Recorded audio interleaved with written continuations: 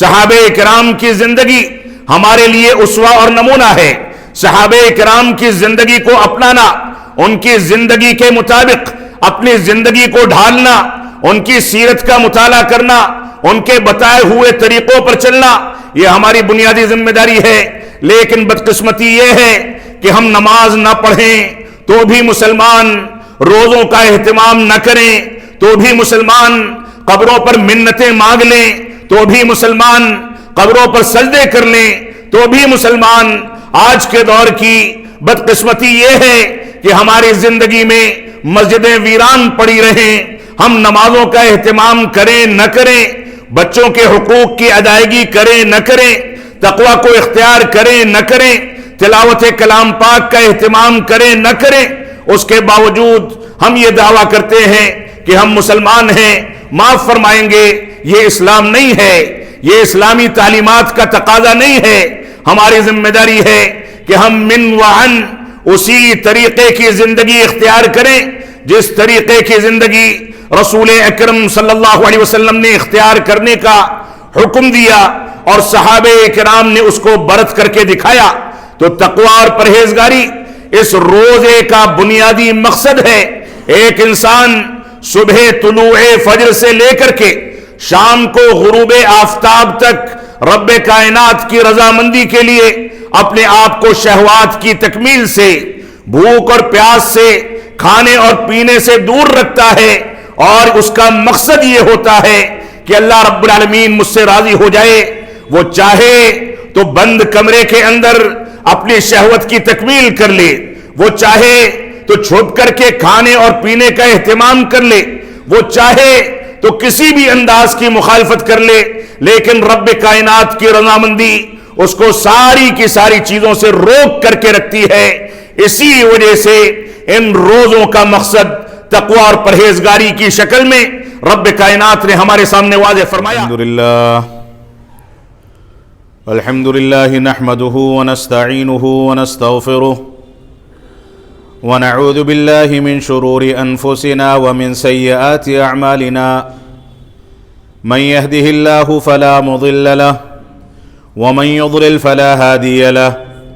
واشهد ان لا اله الا الله وحده لا شريك له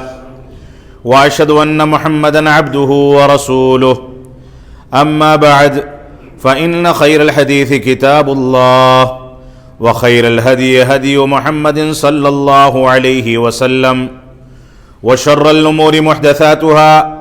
وكل محدثة بدعة وكل بدعة ضلالة وكل ضلالة في النار. فأعوذ بالله السميع العليم من الشيطان الرجيم. بسم الله الرحمن الرحيم. يا أيها الذين آمنوا كتب عليكم الصيام كما كتب على الذين من قبلكم لعلكم تتقون.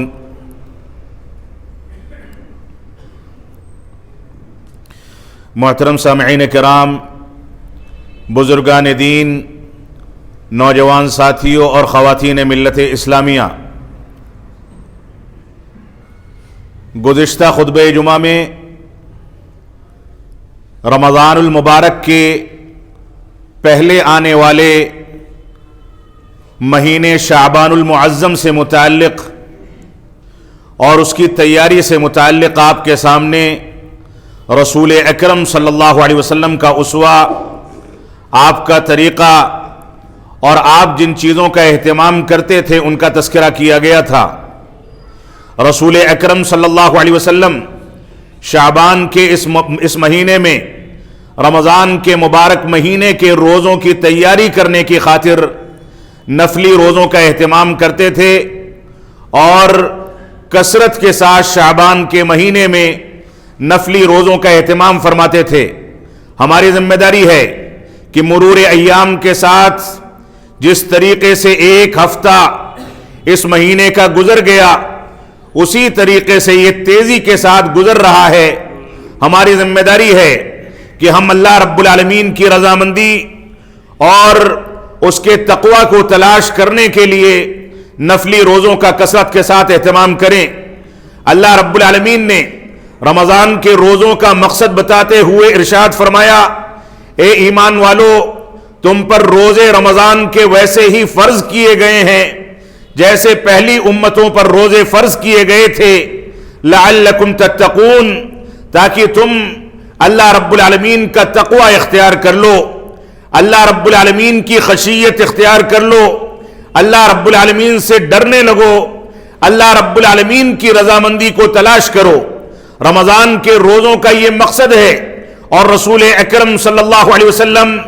اسی مقصد کی تکمیل کے لیے دوسرے ایام میں نفلی روزوں کے اہتمام پر امت اسلامیہ کو ابھارا کرتے تھے۔ صحابہ کرام بھی نفلی روزوں کا اہتمام فرماتے تھے۔ سوموار اور جمعرات کا روزہ، ہر مہینے میں ایام 20 یعنی چاند کی 13، 14 اور 15 تاریخوں میں روزے کا اہتمام، ہر سال محرم کے روزے کا اہتمام، عرفات کے روزے کا اہتمام اور دوسرے نفلی روزوں کا اہتمام، اور اسی طریقے سے رمضان کے پہلے آنے والے اس مہینے شعبان کے مہینے کے نفلی روزوں کا اہتمام، یہ ہمارے اسلاف امت کا وہ طریقہ تھا جس کو صحابہ کرام نے، خود رسول اکرم صلی اللہ علیہ وسلم نے اور اسلاف امت نے پورے اہتمام کے ساتھ انجام دیا۔ ہماری ذمہ داری ہے کہ ہم اپنے ظاہر و باطن کو پاکیزہ کرنے اور رب کائنات سے ایک ایسی عبادت کے ذریعے قربت اختیار کرنے کا اہتمام کریں جس عبادت کو انجام دینے کا حقیقی علم صرف رب کائنات کو ہوتا ہے۔ اسی وجہ سے اللہ رب العالمین نے فرمایا انسان کے سارے اعمال اس کے لیے ہیں سوائے روزے کے، یہ روزہ میرے لیے رکھتا ہے، میرے لیے بھوکا اور پیاسا رہتا ہے، لہذا میں اس کو ان روزوں کا بدلہ بذات خود دینے والا ہوں۔ اس اہتمام کو کرنے کے نتیجے میں ہم کو رب کائنات سے قربت، اس کی رضامندی اور اس کی خوشنودی کے حصول کے ذرائع اور اسباب مہیا ہوتے ہیں، لہذا ہم کو اس کا اہتمام کرنا چاہیے۔ رسول اکرم صلی اللہ علیہ وسلم جن کے اگلے پچھلے سارے گناہ معاف کر دیے گئے تھے، صحابہ کرام جن میں سے بہت سارے صحابہ کو دنیا ہی میں جنت کی بشارتیں سنا دی گئی تھیں، اگر مبشرین جن کو جنت کی بشارت سنا دی گئی، اور رسول اکرم صلی اللہ علیہ وسلم جن کو سید الانبیاء بنایا گیا، انبیاء کا سردار بنایا گیا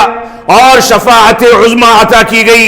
بے شمار معجزات عطا فرمائے گئے، آپ کے اشارے پر چاند کے 2 ٹکڑے کر دیے گئے، ان پاکیزہ شخصیات کا اگر دراسہ کیا جائے،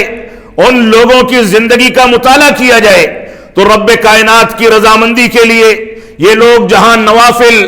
اور فرائض اور واجبات کا اہتمام کثرت سے کرتے تھے، وہیں تلاوت کلام پاک، نفلی روزوں، صدقات و خیرات، اللہ رب العالمین کے آگے رونا اور گڑ گڑانا، رات کے وقت میں قیام اللیل کا اہتمام کرنا، اللہ رب العالمین کی رضامندی کے لیے اپنے آپ کو رب کائنات کے آگے بچھا دینا، یہ ان اسلاف امت کا ایک خاص وتیرہ تھا، اور اس کے طریقے پر یہ لوگ اپنی زندگی کو ڈھالا کرتے تھے۔ صحابہ کرام میں جنت کی بشارت پانے والے صحابہ کو اگر دیکھا جائے تو وہ صحابہ کرام اللہ رب العالمین کے آگے جس انداز سے روتے اور گڑ گڑاتے تھے، آج کے دور میں ایک بڑے سے بڑے تقوی اور پرہیزگاری کا دعویٰ کرنے والا ان کا عشر عشیر اور تھوڑا بہت بھی عبادت کر لے جائے تو یہ بہت بڑی بات ہے۔ صحابہ کرام کی زندگی ہمارے لیے اسوہ اور نمونہ ہے۔ صحابہ کرام کی زندگی کو اپنانا، ان کی زندگی کے مطابق اپنی زندگی کو ڈھالنا، ان کی سیرت کا مطالعہ کرنا، ان کے بتائے ہوئے طریقوں پر چلنا، یہ ہماری بنیادی ذمہ داری ہے۔ لیکن بدقسمتی یہ ہے کہ ہم نماز نہ پڑھیں تو بھی مسلمان، روزوں کا اہتمام نہ کریں تو بھی مسلمان، قبروں پر منتیں مانگ لیں تو بھی مسلمان، قبروں پر سجدے کر لیں تو بھی مسلمان۔ آج کے دور کی بدقسمتی یہ ہے کہ ہماری زندگی میں مسجدیں ویران پڑی رہیں، ہم نمازوں کا اہتمام کریں نہ کریں، بچوں کے حقوق کی ادائیگی کریں نہ کریں، تقوی کو اختیار کریں نہ کریں، تلاوت کلام پاک کا اہتمام کریں نہ کریں، اس کے باوجود ہم یہ دعویٰ کرتے ہیں کہ ہم مسلمان ہیں معاف فرمائیں گے، یہ اسلام نہیں ہے، یہ اسلامی تعلیمات کا تقاضا نہیں ہے۔ ہماری ذمہ داری ہے کہ ہم من وعن اسی طریقے کی زندگی اختیار کریں جس طریقے کی زندگی رسول اکرم صلی اللہ علیہ وسلم نے اختیار کرنے کا حکم دیا اور صحابہ کرام نے اس کو برت کر کے دکھایا۔ تو تقوی اور پرہیزگاری اس روزے کا بنیادی مقصد ہے۔ ایک انسان صبح طلوع فجر سے لے کر کے شام کو غروب آفتاب تک رب کائنات کی رضامندی کے لیے اپنے آپ کو شہوات کی تکمیل سے، بھوک اور پیاس سے، کھانے اور پینے سے دور رکھتا ہے، اور اس کا مقصد یہ ہوتا ہے کہ اللہ رب العالمین مجھ سے راضی ہو جائے۔ وہ چاہے تو بند کمرے کے اندر اپنی شہوت کی تکمیل کر لے، وہ چاہے تو چھپ کر کے کھانے اور پینے کا اہتمام کر لے، وہ چاہے تو کسی بھی انداز کی مخالفت کر لے، لیکن رب کائنات کی رضامندی اس کو ساری کی ساری چیزوں سے روک کر کے رکھتی ہے۔ اسی وجہ سے ان روزوں کا مقصد تقوی اور پرہیزگاری کی شکل میں رب کائنات نے ہمارے سامنے واضح فرمایا۔ قرآن مجید کو نازل کر کے اللہ رب العالمین نے سورہ بقرہ کی ابتدا ہی میں فرمایا ھدی للمتقین۔ یہ قرآن مجید جو اللہ رب العالمین نے انسانیت کی رشد و ہدایت کے لیے نازل فرمایا، یہ قرآن مجید جو رمضان المبارک کے مہینے میں نازل کیا گیا، یہ شہر قرآن ہے جو شعبان کے بعد مسلمانوں کے اوپر سایہ فگن ہونے والا ہے۔ یہ قرآن مجید کا مہینہ، یہ قرآن مجید بھی اسی تقوی اور پرہیزگاری کی تلقین اور اسی کا پیغام دیتا ہے۔ اسی وجہ سے اللہ رب العالمین نے فرمایا ھدی للمتقین، یہ تقوی اور پرہیزگاری اختیار کرنے والوں کے لیے ہدایت کی کتاب ہے۔ لوگ دنیا میں اس قرآن مجید کو نہ جانے کون کون سے مقاصد کے لیے استعمال کرتے ہیں۔ کوئی اس کی آیتوں کو لکھ کر کے تعویذ گنڈے کی شکل میں اپنے جسم پر یا اپنے مکانوں میں، اپنے دروازوں پر،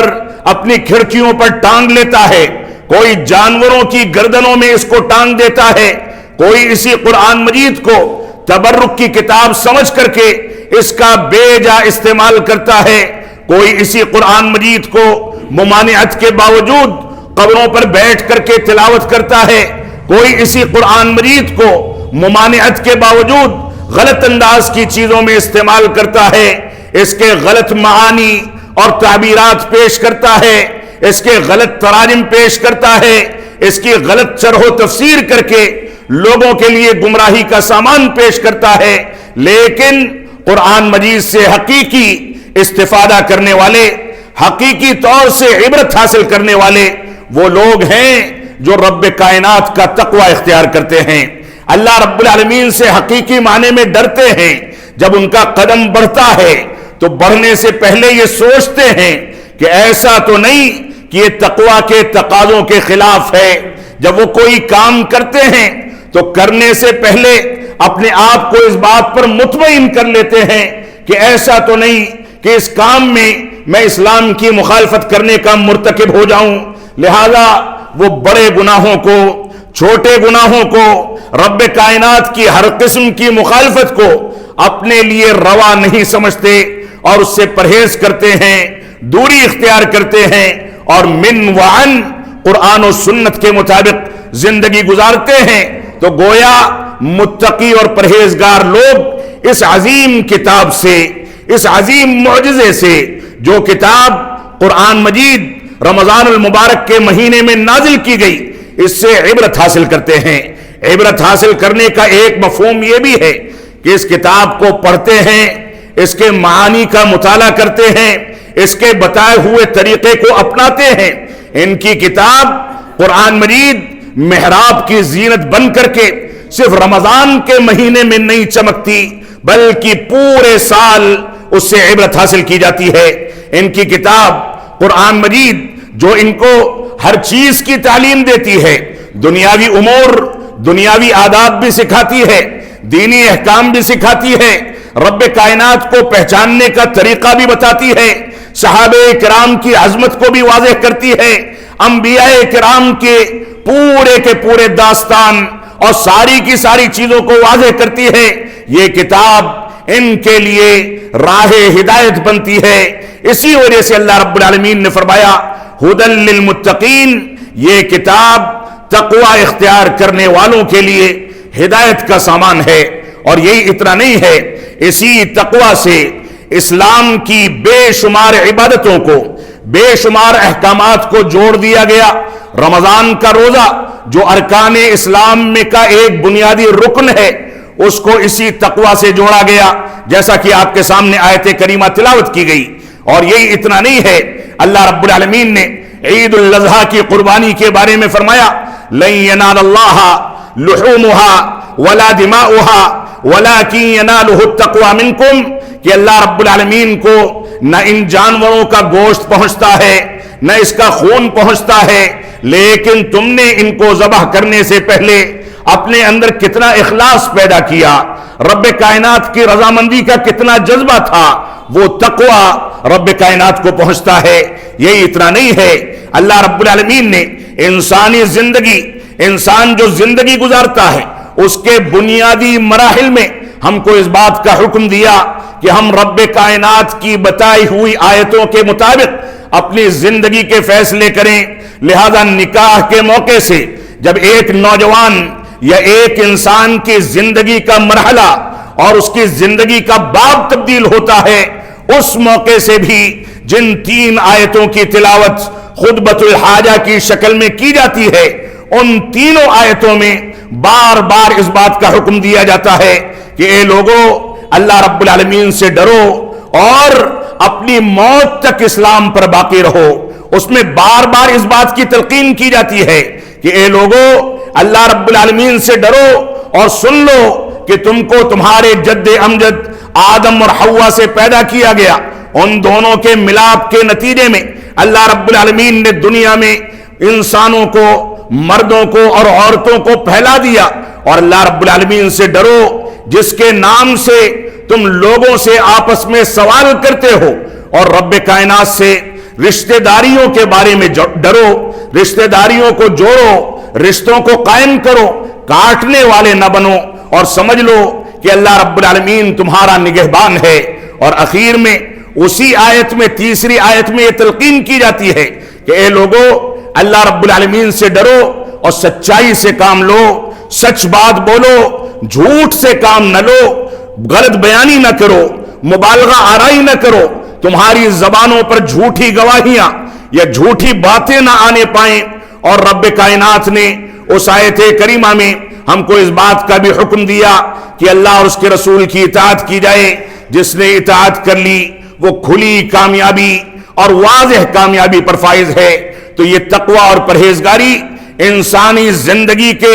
تمام اہم امور سے جڑے ہوئے جو بھی احکام و مسائل ہیں، ان میں واضح طریقے سے نظر آتی ہے۔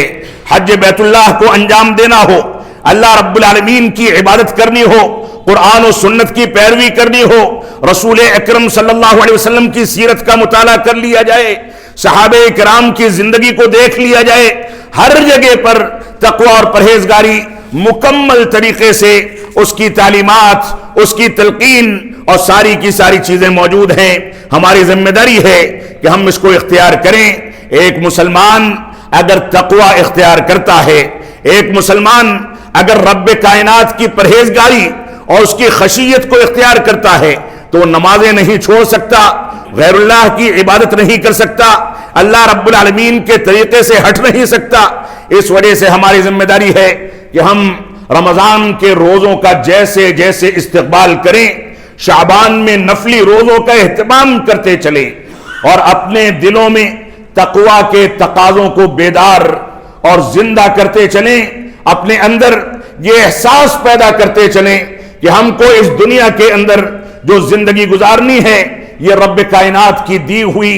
زندگی ہے۔ اگر وہ راضی ہو گیا تو دنیا میں کچھ تکلیفیں آ سکتی ہیں، تنگیاں آ سکتی ہیں، مصائب آ سکتے ہیں، مشکلات آ سکتی ہیں، لیکن آخرت کی زندگی کے بالمقابل اس دنیا کی زندگی کا سودا نہیں کیا جا سکتا۔ یہ دنیا محدود ہے، انسان کی زندگی محدود ہے، ہمیشگی کی زندگی اور آخرت کی زندگی یہ دائمی زندگی ہے، لہذا اس کی تیاری کے لیے اس دنیاوی زندگی کو تج دینا پڑے،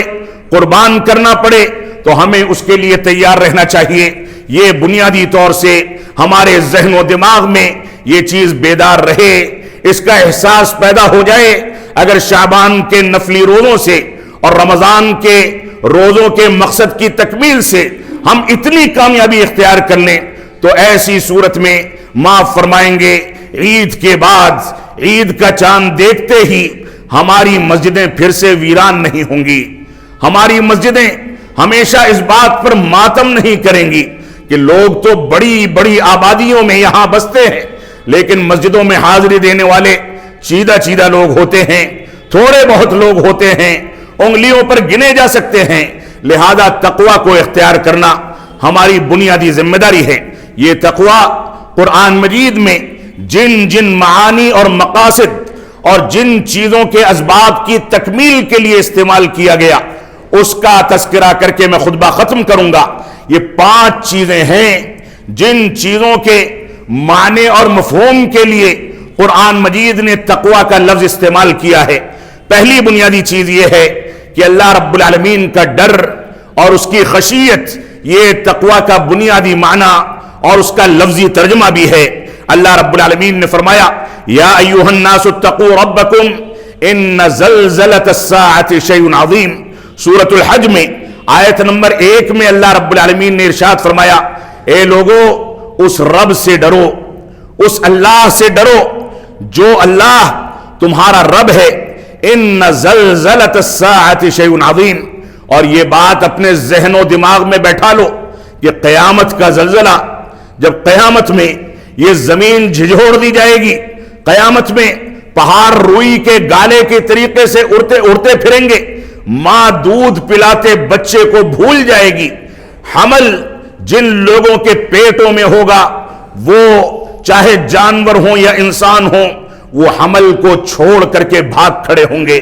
نفسی نفسی کا عالم ہوگا۔ اللہ رب العالمین نے اس کے بارے میں یہ نقشہ کھینچا کہ اس دن باپ بیٹے سے بھاگے گا، بیٹا باپ سے بھاگے گا، بھائی بھائی سے بھاگے گا، دوست دوست سے بھاگے گا۔ یہ صورتحال ہوگی نفسی نفسی کے عالم کی، خوف و ہراس کی۔ اس دن کے بارے میں اللہ رب العالمین نے واضح کر دیا کہ رب کائنات کی خشیت اور اس کا تقوی اختیار کرو، اور اس دن کو یاد کرو جس دن بادشاہوں کے بادشاہ رب کائنات کی بادشاہت چلے گی، کسی کا کچھ نہیں چلے گا۔ اللہ رب العالمین پکارے گا کہ کہاں ہیں دنیا میں حکومت کرنے والے، کہاں ہیں دنیا میں اپنا دبدبہ ظاہر کرنے والے، کہاں ہیں دنیا میں کفر کا نظام چلانے والے، آئیں اور میرا سامنا کریں، رب کائنات کی بادشاہت ہوگی۔ تو اللہ رب العالمین نے فرمایا کہ سن لو قیامت کے دن کا زلزلہ بہت عظیم چیز ہے، اس کو بھولا نہ دینا، اس کو سامنے رکھو گے تو دنیاوی زندگی نکھر جائے گی، اس کو سامنے رکھو گے تو دنیا میں تقوی اور پرہیزگاری اختیار کرو گے، اس کو سامنے رکھو گے تو نہ جھوٹ بولو گے، نہ چوری کرو گے، نہ برائی کے قریب جاؤ گے، نہ غلط بیانی کرو گے، نہ کسی انداز کا فراڈ کرو گے، بلکہ اس کو سامنے رکھو گے تو وہاں کی جواب دہی کا تصور تم کو وقت سے پہلے بوڑھا کر دے گا۔ تمہاری فکر صرف اس بات کے لیے ہوگی کہ قیامت کے دن ہم کو رب کائنات کا سامنا کیسے کرنا ہے، جواب کیسے دینا ہے۔ اس وجہ سے اس دن سے ڈرو۔ اللہ رب العالمین نے اسی سلسلے میں فرمایا یا ایھا الناس اتقوا ربکم الذی خلقکم من نفس واحدہ، اے لوگو اس رب سے ڈرو جس نے تم کو ایک نفس سے پیدا کیا اور اس کے بعد اسی نفس سے اس کی بیوی یعنی حوا علیہ السلام کو بنا دیا، پھر ان دونوں کے ملاپ کے نتیجے میں مردوں کو اور عورتوں کو ساری دنیا میں پھیلا دیا۔ یہاں پر بھی اللہ رب العالمین نے اپنی خشیت اور اپنا ڈر اختیار کرنے کا حکم دیا۔ انسانی زندگی میں انسان کے ہاں ولادت نہیں ہوتی، بچوں کا سلسلہ نہیں ہوتا، بڑے سے بڑے اسپتال اور بڑے سے بڑے ڈاکٹروں کا چکر لگا لیں، لاکھوں کروڑوں روپے خرچ کر دیں، رب کائنات کا حکم نہیں ہوگا تو نہ بچہ ہوگا نہ بچی ہوگی۔ اللہ رب العالمین کا حکم ہوگا صرف لڑکے ہوں تو لڑکی کوئی پیدا نہیں کر سکتا، اس کا حکم ہوگا کہ صرف لڑکی ہو، کوئی لڑکا پیدا نہیں کر سکتا، اس کا حکم ہوگا کہ ان کو باج بنا دیا جائے، دنیا کی کوئی طاقت بچے نہیں دے سکتی۔ اس وجہ سے اس رب سے ڈرو جس نے ایک انسان سے اس کی بیوی کو بھی پیدا کر دیا اور ساری دنیا میں مردوں کو اور عورتوں کو بکھیر دیا، پھیلا دیا۔ اس وجہ سے اس رب سے ڈرو۔ تقوی کا دوسرا معنی جو قرآن مجید کے اندر کثرت کے ساتھ استعمال ہوتا ہے وہ عبادت کا معنی ہے۔ اللہ رب العالمین کا فرمان ہے ينزل الملائکۃ بالروح من امرہ علی من یشاء من عبادہ ان انذروا انہ لا الہ الا انا فاتقون۔ اللہ رب العالمین نے سورۃ النحل میں ارشاد فرمایا کہ اللہ رب العالمین آسمان سے فرشتے کو نازل فرماتا ہے، اپنے حکم کے ذریعے جس بندے پر چاہتا ہے اس پر اپنے فرشتے کو بھیجتا ہے تاکہ وہ ان کو اس بات سے متنبہ کر دیں کہ صرف رب کائنات کی عبادت کی جائے، ان کو یہ وارننگ دے دیں کہ اللہ کے ساتھ کسی کو شریک نہ ٹھہرایا جائے، اور یہ کہہ دیا جائے کہ انہ لا الہ الا انا فاتقون، یہ کہہ دیا جائے کہ سن لو کہ میرے سوا یعنی رب کائنات کے سوا کوئی معبود حقیقی نہیں، کوئی معبود برحق نہیں، فاتقون، لہذا صرف میری عبادت کرو، صرف مجھ سے ڈرو، صرف میری عبادت کو انجام دو، میرے آگے جھکو، میری کتاب کی تلاوت کرو، میرے گھر کا طواف کرو، مجھی سے منتیں مانگو، مجھی سے دعائیں کرو، مجھی کو مشکل کشا سمجھو، مجھی کو حاجت روا سمجھو۔ یہ اللہ رب العالمین کا حکم ہے۔ اسی طریقے سے اللہ رب العالمین نے سورۃ النحل ہی میں ارشاد فرمایا وَلَهُ مَا فِي السَّمَاوَاتِ وَالْأَرْضِ وَلَهُ الدِّينُ وَاصِبًا أَفَغَيْرَ اللَّهِ تَتَّقُونَ۔ اللہ رب العالمین نے فرمایا آسمان اور زمین سب کے سب یہ رب کائنات کے لیے ہیں، اسی نے پیدا فرمائے، وَلَهُ الدِّينُ وَاصِبًا، اور اسی کی عبادت انسانوں پر لازم کی گئی ہے، کسی دوسرے کی عبادت انجام نہیں دی جا سکتی۔ أَفَغَيْرَ اللَّهِ تَتَّقُونَ، کیا تم اللہ رب العالمین کے علاوہ کسی کی عبادت کو انجام دیتے ہو، کسی دوسرے سے ڈرتے ہو، کسی دوسرے کو عبادت کے قابل سمجھتے ہو؟ ایسا نہ کرو، کیونکہ رب کائنات نے تم کو پیدا کیا، وہی عبادت کا مستحق ہے۔ تیسرا معنی جو تقوی کے لیے قرآن مجید میں استعمال کیا گیا وہ معصیت اور گناہوں کے کاموں کو ترک کرنا ہے۔ انسان اس دنیا میں گناہوں کو ترک کر دے، برائیوں کو ترک کر دے، رب کائنات کی مخالفت کو ترک کر دے، اللہ رب العالمین کی نافرمانی کو ترک کر دے، یہ تقوی کا ایک تقاضا ہے۔ اللہ رب العالمین کا فرمان ہے وَأْتُوا الْبُيُوتَ مِنْ أَبْوَابِهَا وَاتَّقُوا اللَّهَ لَعَلَّكُمْ تُفْلِحُونَ۔ انصار کے بارے میں جب انصاری صحابہ کرام احرام پہن لیا کرتے تھے تو اگر اس کے باوجود گھر میں دوبارہ آنے کی کوئی حاجت اور ضرورت پڑ جاتی تھی تو پیچھے سے دیوار کود کر کے داخل ہوتے تھے۔ اللہ رب العالمین نے فرمایا اور سامنے سے داخل ہونے کو گناہ سمجھتے تھے۔ اللہ رب العالمین نے فرمایا کہ ایسا نہ کرو، کیونکہ یہ گناہ کا کام ہے، پیچھے سے نہیں بلکہ تم دروازوں سے داخل ہو۔ اللہ رب العالمین نے تم کو اس کی اجازت دے دی ہے، یعنی اللہ رب العالمین نے اس میں معصیت کو اختیار کرنے سے روکا ہے۔ اللہ رب العالمین کا فرمان ہے جو روزوں کے مقصد کے لیے اللہ رب العالمین نے سورہ بقرہ میں ارشاد فرمایا یا ایھا الذین آمنوا کتب علیکم الصیام کما کتب علی الذین من قبلکم لعلکم تتقون۔ اے ایمان والو، تم پر رمضان کے روزے فرض کیے گئے ہیں ویسے ہی جیسے پچھلی امتوں پر فرض کیے گئے، لعلکم تتقون، تاکہ تم اللہ رب العالمین کا تقوی اختیار کر لو۔ یہاں تقوی اختیار کرنے سے مطلب یہی ہے کہ تم معصیت کو چھوڑ دو، راہ راست پر جم جاؤ، تقوی اور پرہیزگاری کے راستے پر چلنے لگو، اللہ رب العالمین سے ڈرنے لگو۔ اس نے جن چیزوں کو اختیار کرنے کا حکم دیا ان کو اپنا لو، جن چیزوں سے روک دیا ان چیزوں سے بچو، جو ضوابط بتا دیے ان ضوابط کے مطابق زندگی گزارو، یہ تمہاری ذمہ داری ہے۔ اور تقوی کا ایک معنی اور مفہوم قرآن مجید کے اندر توحید کے معنی میں ہے۔ اللہ رب العالمین کا فرمان ہے اولئک الذین امتحن اللہ قلوبہم للتقوی۔ سورہ حجرات کی آیت نمبر 3 میں اللہ رب العالمین نے ارشاد فرمایا یہ وہ لوگ ہیں جن کو اللہ رب العالمین نے تقوی کے لیے ان کا امتحان لیا، اور یہ امتحان ان کی توحید کو آزمانے کے لیے تھا، تاکہ دیکھیں کہ ایسا تو نہیں کہ مشکلات میں پڑنے کے بعد یہ اللہ رب العالمین کے علاوہ کسی اور سے مدد طلب کرتے ہیں، ایسا تو نہیں کہ اللہ رب العالمین کو چھوڑ کر کے یہ غیر اللہ کے آگے منتیں مانگنے لگیں۔ تو اللہ رب العالمین نے فرمایا کہ ان لوگوں کے تقوی یعنی ان کی توحید کو آزمانے کے لیے اللہ رب العالمین نے ان کا امتحان لیا۔ اسی طریقے سے شعیب علیہ السلام کے بارے میں اللہ رب العالمین نے قرآن مجید میں سورۃ الشعراء میں ارشاد فرمایا وَإِذْ قَالَ لَهُمْ شُعَيْبٌ أَلَا تَتَّقُونَ، شعیب علیہ السلام نے کہا اپنی قوم سے کہ کیا تم اللہ رب العالمین سے نہیں ڈرتے؟ انی لکم رسول امین، میں تمہارے لیے امانت دار رسول بنا کر کے بھیجا گیا ہوں، فاتقوا اللہ واطیعون، لہذا اللہ رب العالمین سے ڈرو، یعنی صرف اس کی توحید کا اقرار کرو، صرف اسی کی عبادت کرو، واطیعون، اور میری اطاعت کرو، میں جو راستہ بتا دوں اس کے مطابق زندگی کو ڈھال لو۔ اور قرآن مجید میں تقوی کا ایک معنی اخلاص کے طور پر بھی استعمال کیا گیا ہے۔ اللہ رب العالمین کا فرمان ہے ذَلِكَ وَمَن يُعَظِّمْ شَعَائِرَ اللَّهِ فَإِنَّهَا مِن تَقْوَى الْقُلُوبِ، اللہ رب العالمین نے فرمایا اللہ کی نشانیوں کی جو عزت و حرمت رکھتا ہے، ان کا احترام کرتا ہے، تو یہ اس کے پرہیزگاری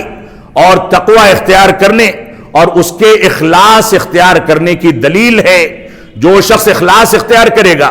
وہی رب کائنات کی نشانیوں کا احترام کرے گا، جو شخص اخلاص اختیار کرے گا وہی اللہ رب العالمین سے ڈرے گا اور اس کے شاعر کا اہتمام کرے گا۔ اللہ رب العالمین نے سورۃ التوبہ کے اندر ارشاد فرمایا لا تقم فیہ ابدا لمسجد اسس علی التقوی من اول یوم احق ان تقوم فیہ، اللہ رب العالمین نے جب مسجد قباء میں رسول اکرم صلی اللہ علیہ وسلم نے اس جگہ پر قیام فرمایا تو اللہ رب العالمین نے اللہ کے نبی صلی اللہ علیہ وسلم کو مسجد قباء میں نماز ادا کرنے کا حکم دیا۔ اس کے بغل میں مسجد زرار کی تعمیر کی گئی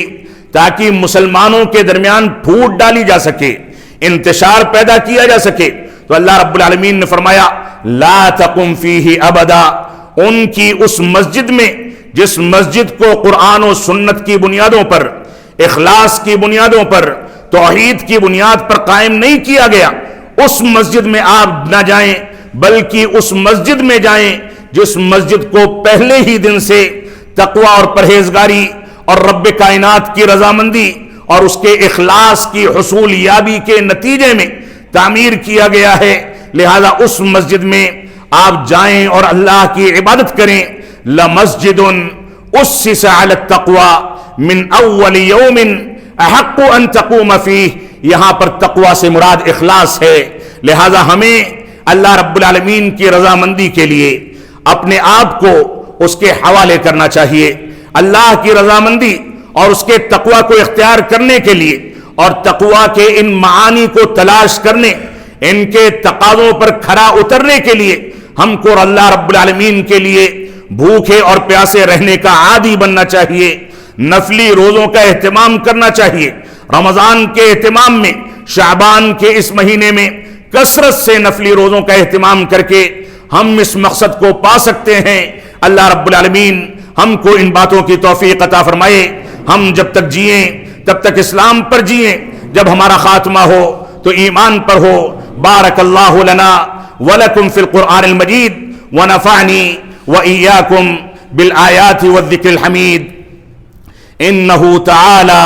جواد کریم ملک بر الرؤوف الرحیم۔